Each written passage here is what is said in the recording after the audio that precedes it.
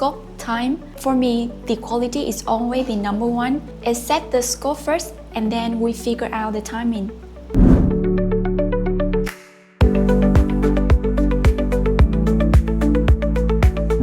First thing first, I have to know the timeline that I am given.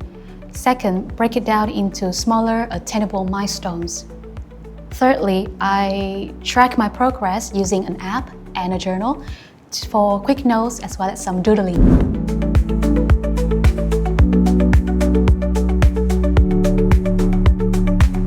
To me, outputs are like ticking the boxes off the list, but the outcome is the real change from completing the whole list. Completing the deliverables means we stay on schedule. Effectiveness, however, is when those deliverables truly create value, such as better support the stakeholders or saving time. In short, output is what we deliver, while outcome shows the value it created.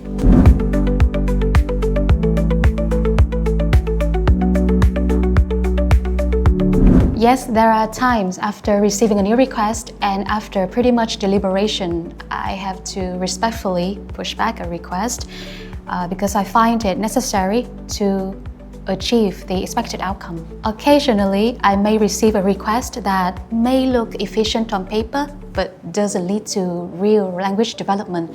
So in those cases, I would circle back to my order of priority: time, quality, scope.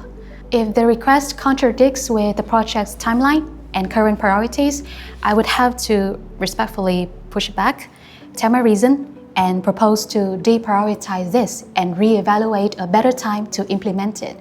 That's why I don't see pushing back as disagreement or rebel, but rather collaboration to reach the best possible outcome.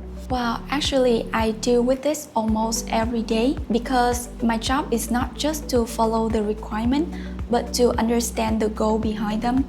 Sometimes I will suggest a different approach, one that still achieves the objective, but in a more optimal and time-efficient way. For example, a client once asked me to add many mandatory fields on a registration form to collect more information. After reviewing this flow, I realized this could reduce the user completion rate and some information does not really bring any values. I discussed with them and found out that they only need a few key data points at the beginning.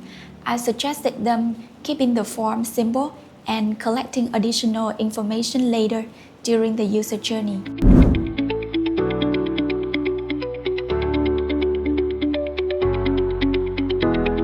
It's a solid yes for me.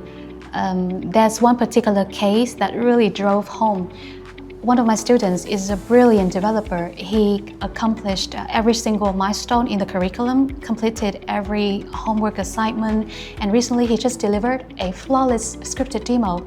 At the same time, he was still struggling with his fluency in real conversations because he was keeping a mental translating process. The lesson that I learned was that hitting every curriculum milestone doesn't always guarantee student success. It takes observation, a few tweaks here, a few tweaks there, to ensure students can reach their expected outcome. Yes, I have experienced that situation before. There were cases that we met all the stated objectives and delivered everything as planned within a project. However, during the UAT phase, we found out that the user did not really gain the expected value from our proposed solution, even though it fully met the documented requirement. In my experience, this usually happens when the initial objectives do not really cover all the business impact. It taught me the importance of validating the assumptions early, aligning with the stakeholder closely, and continuously checking whether we are solving the right problem, not just delivering what was requested.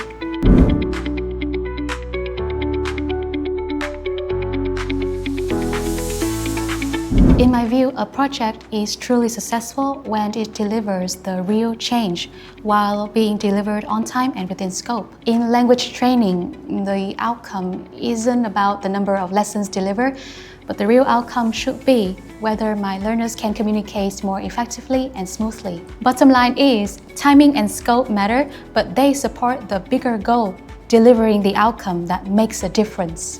For me, both the criteria are extremely important, and whether a project is successful really depends on the client's ultimate objective. If the client wants the project to be launched quickly and has limited time, then success might be defined by meeting the timeline.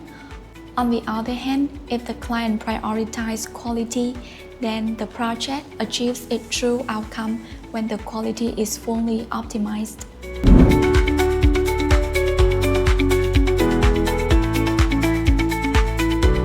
When goals are clearly defined, it makes it so much easier to design the right activities, set the right benchmark, and measure progress.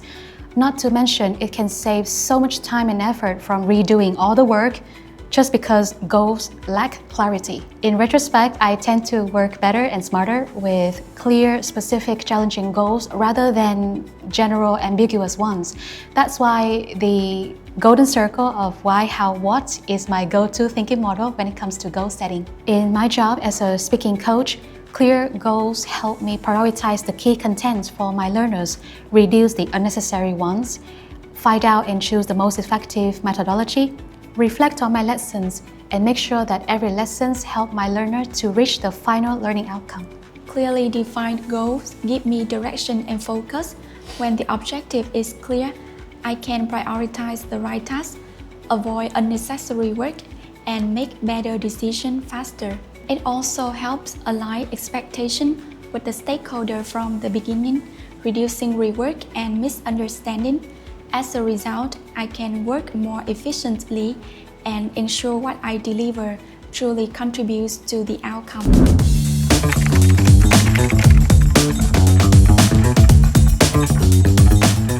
The team delivered the full feature set within scope and released it as planned.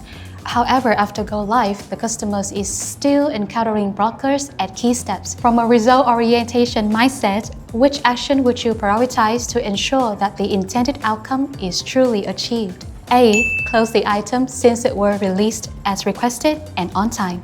B. Redefine the success criteria, analyze the friction points, and implement the necessary improvement until the customer can operate smoothly and independently. C. Hand everything over to the support team for long-term handling so that the project can close on schedule. Good luck, everyone!